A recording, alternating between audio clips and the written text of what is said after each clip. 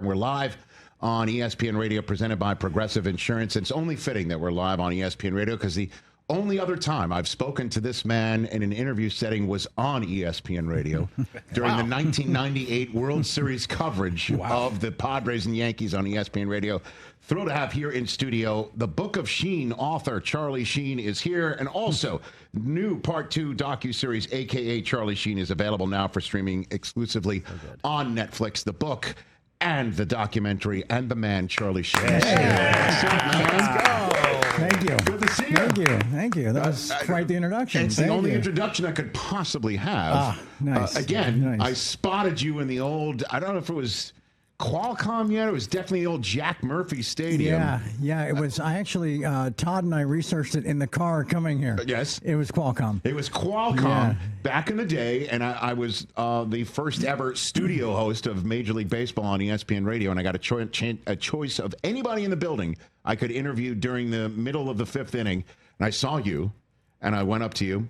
We had a nice chit chat. Yes, we did. Yeah, but it was more about the time we spent together in our seats during the game. That's right. Before we went on the air. That's right. Yeah. When we had a nice chat. Yes, we did. And had I revealed to you that I had gotten a day pass from rehab to fly down there to attend that game. Did I leave that part out? No. You were very upfront, Charlie, about a lot. Good, yes. You told me also that you watched me and Scott all the time on Sports Center. Yes. You said that you would watch us live at 11 o'clock Pacific, and then you would watch us over and over and over again because you were having some issues staying sober. Yes. And you would watch us over and over and over again to the point where you knew what I was going to say before I would say it in the rear. That's what you said to me. We'd start quoting you in unison, like White Dave, myself,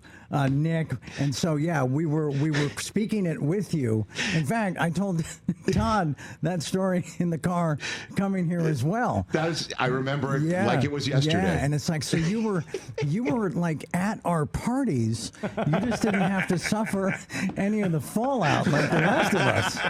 You were safely tucked away up above the bar. I was safely tucked away, probably sleeping. You know, that when like the re-air at 5 a.m. was on the air, like the I was out. Cycle. Yeah. Yes. Yeah.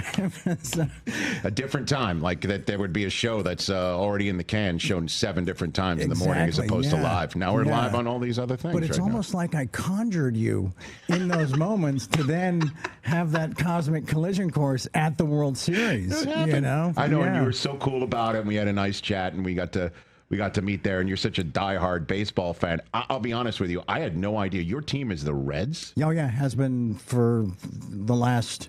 What's today? The last 50 years. Yeah. No kidding. How about that? No, and you showed me you got the Cincinnati logo on your right forearm right there. You can see that. It's a little faded. Why the Reds though? Why the Reds? Dad's from Dayton. Okay. And it was just the first team that we rooted for in our household, and the first 2 years I rooted for them, they won back-to-back World Series. Yeah. That was when, I was growing up in New York City and I was starting to root for the Yankees, and the Yankees got swept by the Big Red Machine. They did. And then Reggie showed into town, and yada, yada, yada, things changed. Right.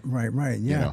I think the Reds have an active, like currently, have a 9-game winning streak in the World Series. Ah, that's right. Right? We just got to get him back there. Yeah. Well, that's That's the conundrum. That's the conundrum. Right. Yeah, because they won the final game in 75, against all Boston. 4 in 76, and then they sweep the A's in 90. Yes. So there it is. And it's still active. It is. You just got to get him back there to act upon it.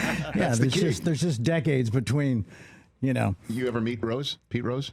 Yes. Yeah, we spent a lot of time together. What was that like? Yeah, he was a trip. He was, and it wasn't just meeting him. It was watching an entire game with him at Dodger Stadium one night, where we didn't plan on. We didn't go together. Sure. I just showed up and sat down, and I'm with Pete Rose, so I got to see the game through his managerial brain, and he said something I'll never forget. He says. And we're on Disney, so I can't use the exact verbiage. Yes. Frickin' Encarnacion has turned Griffey into a leadoff hitter 3 times tonight. Oh. Which I thought was like, oh, I didn't look at it like that. Meaning that Griffey could have come up with men on base. Exactly. But they got the previous batter out to end the inning. Exactly. Interesting. Yeah. He would come on and he would basically say he doesn't understand why golfers talk about how difficult it is to play that sport because the ball doesn't move. He makes a great point. Is what he would always say. He goes, at least the ball I'm trying to hit moves, is what he would say. Yeah, and everybody's whispering on a golf course. In a baseball stadium, it's maybe he said the same thing to you that night as well. Yeah, it's interesting. So you're a Reds fan, and Rob Lowe, I know who you've known since childhood, right? Sure. He's from Ohio also. He is indeed. And yes. Boy, did he really get it over the last couple of days too. From Dodger fans saying, what happened here? How can you root for both? Got it. You know what I mean? So I didn't need to pile on. It was already that already happened to him. No. He really got it. Well, I was going to reach out to Chad and his younger brother and say, do you have a shot of us at Dodger Stadium in the 80s with Rob in full Reds gear? Yes. Because we used to go there and be like this lone pocket of Reds fans. Fandom for the Reds. Yeah. He was just here, Rob, last week, I think, right? He was. He was just here last week. Did he explain any of this? He did not. Well, we didn't know that the Reds were going to make it. We thought the Mets were going to make it at the time, so we didn't front load it. But he did tell a story about meeting your dad for the first time, because we brought up, obviously, your dad, because he acted with him in West Wing. Sure. And he said he met your dad for the first time in the neighborhood on a Halloween night, trick-or-treating. And your dad had a baseball bat, wearing fatigues, maybe from Apocalypse Now, trying to make sure that no one was going to egg your house. Hiding behind a bush. Yeah, I think that's what he said. Is that in his book as well? I know he literally said it in that chair a week ago. Interesting. And did he claim also that Dad was wearing his helmet from Apocalypse? He said fatigues that could have been from Apocalypse, is what he said. I mean, does he have a photo of this moment? I don't believe so. Just a photographic memory? Yes. Are you saying that your dad wasn't patrolling the area on a Halloween night, preventing your house from being egged? I mean, I'd like to believe that I spent more time with my dad on Halloweens than Rob did. And nothing that remotely resembles that ever took place. Okay. But hey, maybe it was that one Halloween when I was out of town. It could have been. You could have been trick-or-treating yourself. Maybe I'd already shot Platoon and I left my fatigues behind. Could have been that. And Dad was wearing those. Could have been all of that. But you go back with Rob, right? Yeah. Like all that? Yeah, we do. Yeah. Neighborhood? Yes, time? and Dodger Stadium in Reds gear. In Reds gear. Just saying. So what do you make of Otani, Charlie, when you see him, man? I mean, he's on. We've never seen anybody like him, right? No, it's when they say a unicorn, it's an understatement. What's the next example or analogy that's more unique than a unicorn? I don't. Whatever that is, it's him, right? Yeah, an invisible unicorn. I mean, I don't know. Or maybe they're all invisible, which is why we never see them. That could be it. He's a visible unicorn. He's a visible That's the unicorn. one. That's the I think thing. we finally landed on it here. Yeah. I mean, it's a skill set. It's at a different level. It's wow. And yeah, I think that we are blessed, granted, with this, at least for the next 15 years. Seems like it. Maybe 20. It seems like he could play forever. Certainly, if he's just DHing and he's going to pitch Game 1 of against the Phillies. Oh boy, they announced it already. Wow, I know he's going to. It's going to be his first playoff pitching appearance, because we saw last year he didn't even pitch, and the Dodgers went ahead and won the World Series with him. Yeah, interesting. And because he got injured, was it Game 2 or was it a little bit later? Because he wasn't that much of a factor in that series, right? Last year. Yeah, correct. He was. Yeah, he was banged up. Now he's ready to roll. It's unbelievable. But I mean, why not just put him on? Why not just bonds him? And no matter what. No matter what. Well, the issue is there's Betts and Freeman. Yeah. If you bonds him, like it was at one point. I think it was the night that Kershaw finished up his regular season pitching career in Dodger Stadium the other night. That Freeman, it was Betts and Ohtani on the base paths and Freeman at the plate. Freeman knocks in Ohtani and sends Betts from first to third, and there was a shot of all three of them running the base paths, and I'm like, that's $500 million running the paths. And just 1/3 of their team. Sure. You know what I mean? Yeah. And so that's why I guess you don't bonds him, is those two are behind. And if Hernandez is going to hit 2 home runs like he did last night, right, that's the issue of bond. But it's a great idea that, Judge might be bonds tonight against the Red Sox. You know what I mean? Sure. So we could see how that happens. So if you were still buying out an entire section, you would do that for which player right now? Would you do that for right now? If you could buy out an entire, because you did do that, right? I did that. That's a true that was story? in like April of '96. Who did you do this for? I did it for Cecil Fielder. Yes. Okay. Well, in Anaheim at the Big A. Okay. So you got an entire section. Well, I called and I just because I wanted to sit in that section, and they said, well, that section's it's an underattended game. That section's closed. Mm-hmm. And I said, okay, what about this? How many seats are in that section? They were like 2,200. And I said, what if I wanted to buy all of them? And I said, what kind of break could you cut me? What kind of deal could you swing? And? I think it came out to something like 7,000. So what does that break? That's like $4 through three. Well, I mean, $4 a seat for a right field. I was left field. Oh, because of him, right? Yeah, okay, left field. Yeah. Because of what intrigued you about Cecil Fielder so much? Just that it was because I wanted to force the hand of the baseball gods, hands of the god, and not just get catch a foul ball, but catch a home run ball. Mm-hmm. And so I figured if I've got the entire left field stands with a couple buddies of mine, I've stacked the deck. And you brought your glove too, right? I did. Yeah, I mean, we were hammered. We barely made it. We barely made it to the game. Somewhere online, there's an interview afterwards, getting there. Yes. With it's CBS sportscaster. It is documented. Okay. Yes, and on the way to the stadium. Yes, okay. And there's also a great shot in Sports Illustrated of me standing like this with a glove and like the empty stands behind me. We didn't catch anything that night. Nothing. Nothing. Not even from anybody else. Nothing. And the next night, in like not just in that section, like in our seats. Mm-hmm. 4 home runs were hit. Of course. How about that? You can't force the hand of the baseball god. They call it game of inches, but it's really timing's everything. Yeah, it really is. What did Cecil Fielder do in that series? Chris? So that entire series, I looked it up. He was 0 for 14. Amazing. Wow. But nice try, though. Hey, couldn't do that today, right? I mean, I don't know of any stadium where. But who would the player be that you would want to catch a home run ball that you would buy out an entire section of a stadium, and obviously it wouldn't be as inexpensive as $7,000. No, which player would it be? It would be 50 or 60, if not 100, right? Yeah, right. Well, the problem with Otani is the power to all fields. Right, you can't. So you'd buy out like the whole thing and right. Same thing with Judge. I think Judge can go power all fields. Exactly. I think a guy you could predictably, or at least hopefully, wind up in the gun sights of his bat would be Schwarber. I was literally about to say that. The problem is sometimes you have to buy the outside part of the stadium as well. There's that. Depending on which stadium you choose. But the higher you get, the cheaper it gets. Okay. So now we're back into the 15-20 range.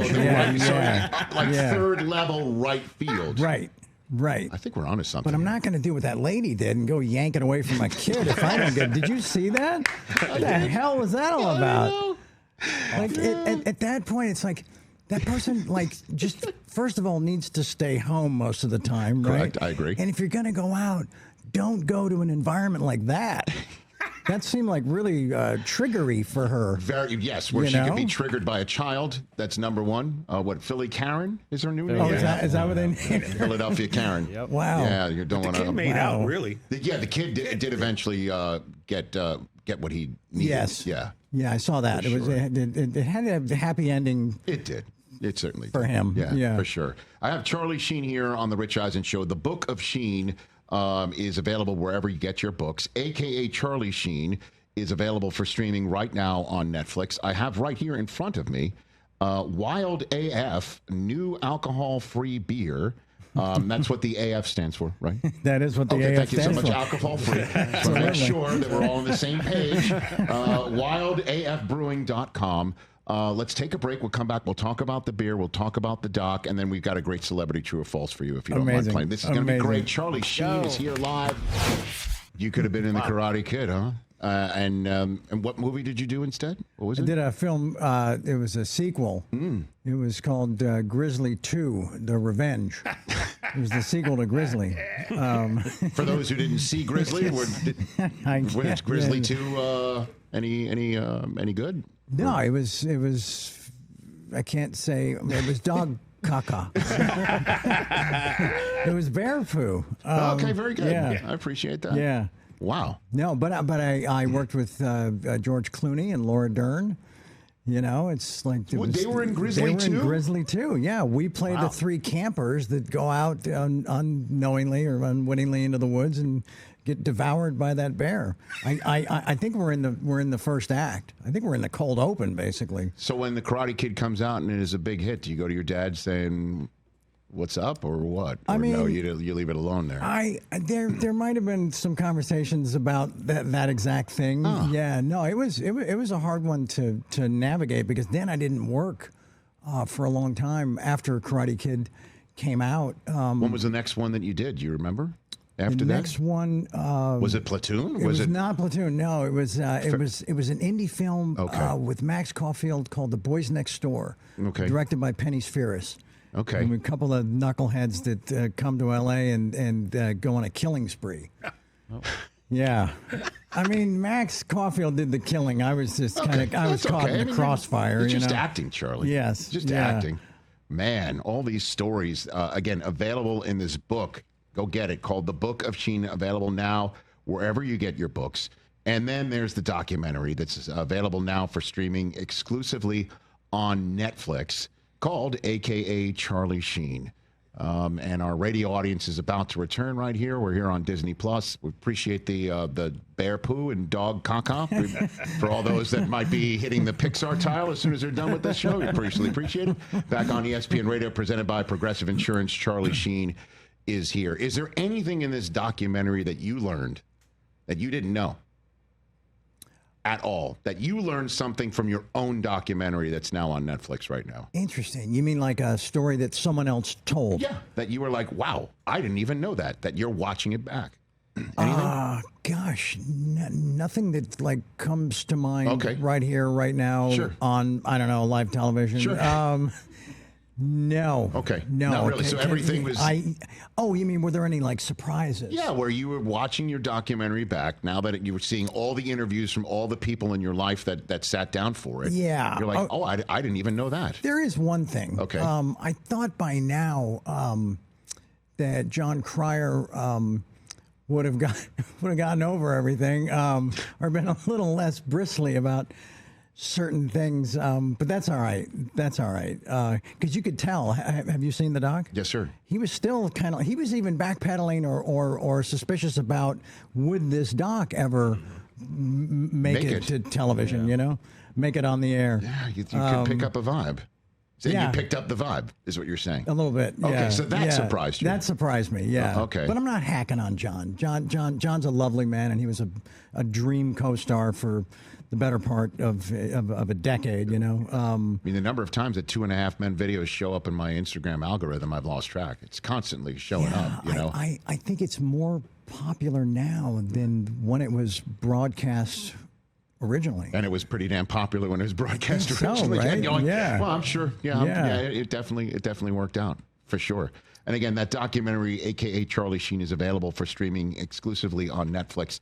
We've got a celebrity true or false all set up for you, Charlie Sheen, to basically go down your filmography here. Oh. Some of it may have already been asked and answered, but to heck with it. We have a celebrity true or false with Charlie Sheen. Hit it, please. Celebrity true or false? You can't handle the truth. There you go. There you have it. Nice. Did you ever work with Nicholson? You ever work with Jack? Never did. Never once. Did you ever cross paths with Jack Nicholson? Just at the Laker games in the 80s. Yeah? Oh, yeah. Just stroll past him? Chit-chatting? Yeah. Were you selling him? At halftime, they'd have that lounge you'd go and hang out. Yeah. one like I saw him coming in, and I'd just gotten engaged to my first wife Donna, and I saw Jack, and he goes, "Well, that's good news for the rest of us." And I'm like, that was pretty cool. That was pretty cool. Taking you off the board was good news for Jack. Well, just that he knew that I was alive was cool enough, but to then see value in my decisions, Man, all right. First up, true or false, Charlie Sheen? You stayed awake for 48 hours before shooting your scene in Ferris Bueller's Day Off. True and false. Okay. I did stay awake, but it wasn't 48 hours. Okay. No, because I was 19. I hadn't built up yet that kind of stamina. Yeah, Okay. man. Yes. So that's not makeup on you right there, or Well, what? Yeah, they're adding to what was already there. I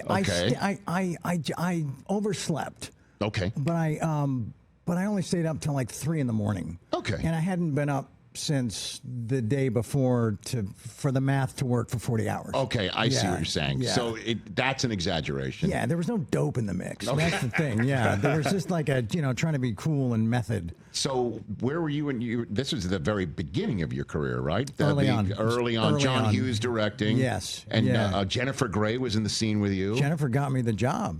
How so? She told John Hughes, "I think I know who should play this role." And the character's name was Garth. Yes. And he said, who might that be? And she said, my friend Charlie Sheen. And so I went down there, and this is in the book and the doc, and thought I was going to audition. Didn't. He just looked at how I'd prepared and what I was wearing and said, "Oh, great, we'll see you in a week." I was like, "Oh, okay." And then I showed up in a week, just not at the time they said I was supposed to be there. And so it's pretty funny because Jennifer was like really mad. She was on a heater when I rolled in. Because she put herself out there for you. Yeah. And I was showing up like a rank amateur, And so in those first few shots in that police station where you see her, that is all genuine. There's no acting on her part. Because she's legit. Oh pissed. yeah. Oh yeah. Man, who knew you were helping her get into character? Did you at least tell her that afterwards? Hey, No, but I think this many years later, you should. It's pretty apparent. Yes, right. Yeah, nice. Next one up. True or false? Oliver Stone made the cast of Platoon go through a pre-shoot boot camp. Everyone was treated according to the rank of their character in the movie. True, like true, all caps. True.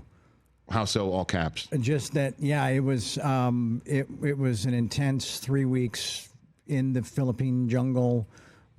Completely cut off from the outside world. We dug our own foxholes and lived in them. Nobody showered for 3 weeks. And yeah, you were treated. You went only by your character name, and whatever rank you were in the platoon is how where you fell on that ladder. Did anybody take it too seriously, or you're just being pros here, like where they treated the rank like maybe knocking you down a peg because they were getting into the role of being outranking you or anything like that? Anything in that regard, Charlie? Yeah, no? there was a couple times. Yeah, there's a term in the military. It's the FNG. Yes. Okay. The freaking new guy. Okay. Right? Yes. Yeah. Right. So I got a lot of that. From who? Do you remember? From Behringer a little bit, from McGinley. McGinley, yeah, huh? from Captain Dale Dye. But that was just because we had to feel what that specific detail might feel like. Did you save one of your fellow actors in the shoot of Platoon? Like literally save one of their lives as well? No, I got saved by a fellow actor, by Keith David, who plays King in the movie. Okay. It was a helicopter sequence that we were supposed to just go up, and Oliver just wanted some shots like buzzing the tree line and just inserts of us and shooting over our shoulders out into those canopies, and we hit a wind shear. And the chopper like pitched left, and my feet were on the skid, and I could, we weren't harnessed in. Damn. I know, and so I started feeling myself like leaving the helicopter, and this hand, like, grabbed the back of my web gear and just held me until the chopper righted itself. Right. And then, yeah, it was a trip. I mean, it was. Well, I mean, when you're going through this boot camp, were there any, I guess, flashbacks, for lack of a better phrase, to you being a kid on the set of Apocalypse Now with your dad? Impossible not to have them. Yeah. And maybe not so much flashbacks, but just trying to come to terms with the reality that I was just here, well, not just, but Right.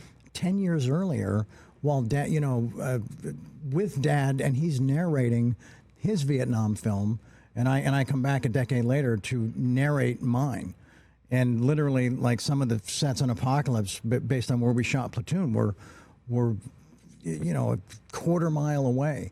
Like, we were in the same region. Damn. Yeah. That had to freak you out a little the bit. Odds, yeah, that's the only thing I had to sort of just fight through. That, all right, this was meant to be. This is it's my turn, and that's okay. But it was, yeah. Who could have predicted that? Yeah, I wonder if you know? would tell Berenger, who's the new guy around here? I was here as You an know what I'm 11-year-old. saying? What the Yeah. hell? I Yeah, should be thank giving it to you. you. Thank you. That's Yeah. what you should have been doing. You're absolutely But right. You're just being a professional, I understand. Yes, thank you. Speaking of Oliver Stone, next up, Charlie Sheen, true or false, Oliver let you choose between Jack Lemmon and Martin Sheen to play your father in Wall Street. Is that true? Wow. He did mention Jack, but I don't know that it was. They're both available. Choose one. Okay, so that's I think false then. I just can't remember if he told me after the fact that after Dad got the part that he was seriously considering Jack Lemmon. What was that like acting with your dad in an Oliver Stone movie, like Wall Street? It What was that like? amazing. It was amazing. Yeah, I mean, I wasn't really bringing my A game during Wall Street. There was a lot of distractions, a lot of fun stuff going on, Right. That wasn't taking place at Jackson Steinem. That's our trading Yes, firm. indeed. In I'm aware of that. Yes, Bud yes. Fox, I'm aware of that. Yeah. So, but no, it was he, especially that scene in the elevator. I mean, come on, Yeah. Yeah. I cover that in the book. Mm-hmm. That he's dad can be a little bit crafty when he wants to be. Well, I mean, I know you got into the book, but if you want to reveal a little bit for our audience here about it, please. No, he never. That classic line where the size of his wallet, that Right. thing. He never did that in a rehearsal. That happened in the first take when they rolled, and so I'm just waiting for it as he was doing it, and Mm-hmm. suddenly, it's half my face is on the elevator wall. Right. Right. Yeah, no, it's a different level of surprise. Hopefully more than Rob got in fatigues with a ball bat on Halloween. Call back from the first segment right here. Just saying. Appreciate that. But Mike Del saying. Tufo, I don't know if you could see through the cameras. You going to hold that one up right Oh, there? my gosh, That wow. is a brick phone. Wow. Which was signed by a previous guest on this show named Michael Douglas. Is it really? That's amazing. I don't know if that it's a brick phone. Then he said he signed it AKA Gordon. Wow. If you wouldn't mind before leaving it, you sign the other side of it as Bud Fox. I'd be insulted if I wasn't asked to do yes. that. Outstanding. To do that. Great, because that is just one of the greatest scenes of him saying, "This is your wake-up call, pal." Go to work. Is it get to work or go to work? Go to work. Go to work. Yeah. Yeah. Two lines that are amazing. I in that mean, movie. That's obviously- one This of is them. your wake up. You had so Yeah, many lines. thank you. Great. His Thank you. what was that like having a front row seat of? Again, I know that It things was- were going a little crazy in your No, life, but it's but funny- watching Michael Douglas work in that role of Gordon Gekko. But you mentioned it as a front row seat. Yes, sir. And that's really accurate because there were times when, I got caught just enjoying his performance. Right. And then it's like, oh, my line. Yeah, of course, Mr. Gecko. Why would I think differently? So, yeah, no, it was, it's, I can't sit here and say, well, he was obviously going to win the Oscar, but there was something really special going on with, just with the energy that he brought to it, Do you know in the famous Greed is Good speech, I think it was like the second or third take, and we were in a ballroom, and there was, 200 extras, and Michael's in the middle of just, what has become one of the great speeches in cinema history. And at one point, Michael stops the take, and he says, "Hey, Oliver, I'm over here," because Oliver, during that whole speech, had his face buried in the script, like making sure he got all the words right. That's in the book. So And he's yeah. so he's He's not watching the performance. Like, who cares if he changed a word or went off book or something, right? So he's just like, and he looks up and I didn't say anything. He just kind of nodded. Yeah, That's in the book I say, in that moment I wanted to buy Michael Douglas a new car. By the way, I have the same feeling whenever I'm on my phone and my daughter's talking. You know what I mean? Like, that's like, hey, I'm over. Like, we're talking here. Right. It's amazing that he would be able to be in the scene and notice what the director's doing behind the camera, not looking. That's kind of crazy. But he's playing it out to the I see. whole audience, and I guess he caught Oliver like back there, and he's like, "You need to watch me." I love it. Okay, moving on. Charlie Sheen, celebrity, true or false? Oh, we're still in the true or false thing. Yeah, Oh, brother. jeez. Oh, Okay. yeah. No, I mean, this is the way we go down the memory lane here. Producers for Major League moved the mound up 10 feet to make your fastball appear to go faster. Oh my gosh. True or false? Very false. Okay. Very false. Wow. Okay, Ricky Vaughn was really bringing it? Is what you're saying? 60.6. Absolutely. Come on. Yeah. No, I mean, I probably topped out at 84, 85. That's great. But that was, that was enough to create that 98 plus. So you're okay. You're not pitching from 50 feet. No. 6 inches. No. I like that you felt like. Did you get a sense of he's insulted by that question? He definitely offended. Were you insulted by that question? I guess right there. A little bit. Yeah. Insulted you a little, good fellas. Insulted you a little bit. Maybe more baffled by it than insulted. Yeah. Hey, I'm just a guy reading stuff on the internet to see got if it's you. true or false, I got Charlie. you. That's So awesome. okay, what was it like shooting that movie, man? Amazing. I mean, it was the only thing I didn't have the benefit of, because people are like, oh man, it must have been so much fun and exciting. It's like, yes and no, because it's so tedious. You got to get all the pieces. But then, I wasn't part of like a 5-man rotation, and so I didn't get any rest days. I wasn't like charting pitches after I, Were you icing down? Is that what you're saying? Icing down, cortisone, all types of stuff, really? Anti-inflams, because I would throw 150 pitches until 3 o'clock in the morning and come back the next day and throw 100 more. Oof. And there was because that's just how the schedule was built, And then the most iconic shot, or one of the most iconic, coming out of the bullpen, as the first notes of Wild Thing drop. That was like 4 a.m, and there was like 50 people still there, and when they had to like position them in a way where they filled just the part of the stands that you see as I'm coming out, But it was cool to see it in the movie. It was just like you got a good hero entrance. You got a good Euchre story, Bob Euchre. Was he on the set a lot? Or? Well, it's yes, he was, but he's kind of isolated up in the booth. He's shooting his own stuff. He wasn't down on the field. We're down on the field, yeah. I went fishing with him one day, just on a day off. What was that he like, just invited me. It was really cool. He knew a lot about fishing. I'm sure I was he did. really impressed. Yeah. It's a backup catcher. I mean, imagine it's what he would do every now and then. There's that. You know what I mean? There's that. Yeah, no, what a lovely man, though. Jeez, and I'd see him over the years, Well, I mean, that is as iconic a line of a movie or any sports movie ever, just a bit outside. And you can find it at least once in almost every single baseball broadcast. No question. Yeah. No doubt about it. I mean, it's as great as they come. All right, last one for you. Charlie Sheen, true or false? You were considered for Tim Robbins' roles in both Bull Durham and Shawshank Redemption. Well, Shawshank, no. Shawshank, in my mind, I was considered. Okay, very good. Yeah, but Bull Durham for sure, because the producer, Mark Berg, became my manager after years later. Yes. But was always a fan. So it really came down to Major League or Bull Durham.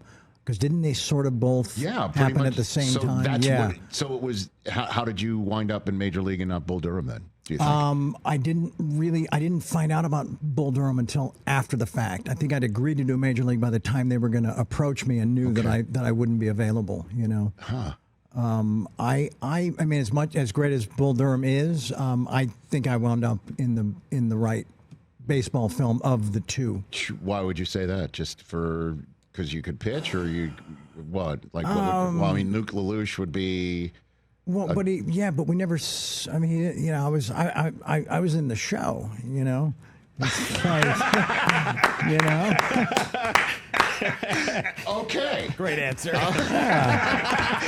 Charlie Sheen's not going to the minor leagues. No, I wasn't futzing What about in answer. AAA, you know?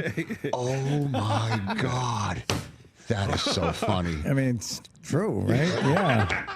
So, You were in the show. You're not going down to AAA, man. no. That is so funny. Oh, right on. Thank you. Oh, my God. 8 Men Out is also an incredible picture. And by the way, that's a movie you don't call a movie, right? 8 Men Out is just spectacular. You know? Yeah, I've seen it once, maybe twice. That's it? Yeah, I haven't studied the film. Yeah, it was cool to be part of that ensemble. Yes. You know, it wasn't the best career move to follow up Wall Street with. Oh, interesting. Yeah. Okay. So that's why I'm a little prickly about that one. Okay. Yeah. It is, again, I understand in terms of People career moves or revere it, whatever. and people, It's incredible. Okay, cool. It really is an unbelievable Awesome. movie. Thank I you. love it, and it is well. Thank you. It is one that doesn't get mentioned for great sports movies that should. I think John Sayles is an outstanding director, great cast, and it is a story, that stands the test of time that we're still talking about today. Sure. I kind of bring it all full circle with Pete Rose and everything, but that's a celebrity true or false that I knew was going to be as good as it turned out to be. Let's talk about your beer here yes, before of I let course. you go, sir. Yeah.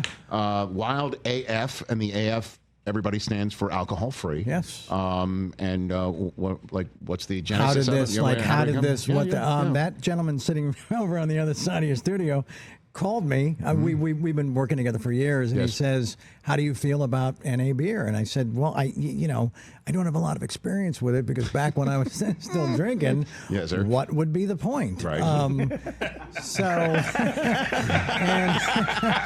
But then I spent a lot of time getting up to speed with how that category had evolved and Yes. what was available, and I was blown away. And then, geez, a month later, we're on a plane to Boston to sit with Harpoon Brewery, and we start talking about this beer, and it took about 2.5 years, and I was working on the doc and the book and the beer all at the same time. So this isn't something we just bolted on because there's suddenly all this media attention. No, Right. this was and what's amazing about it is I'm not a spokesperson for it. I mean, in this moment, I sort of am. Yes, sir. But I'm a co-founder. Okay. And it's like really good. I mean, it's excellent. It's not a mocktail. It's actual beer, just without the alcohol. It's available mid-November to those who have pre-ordered. Available in stores early 2026. Get on right now by going to wildafbrewing.com. Get the book of Sheen, wherever you get your books, and also check out on Netflix the new 2-part documentary, AKA Charlie Sheen. We've barely scratched the surface of the things I wanted to talk about I with have you. to come back. Done. Okay. Done and done, sir. Awesome. See you Thank you. next week. That's true. Next week. How does Monday sound? Hey, you made it all the way to the end. Thanks for that. Check us out every single day streaming live on Disney Plus and the ESPN app 12 to 3 Eastern.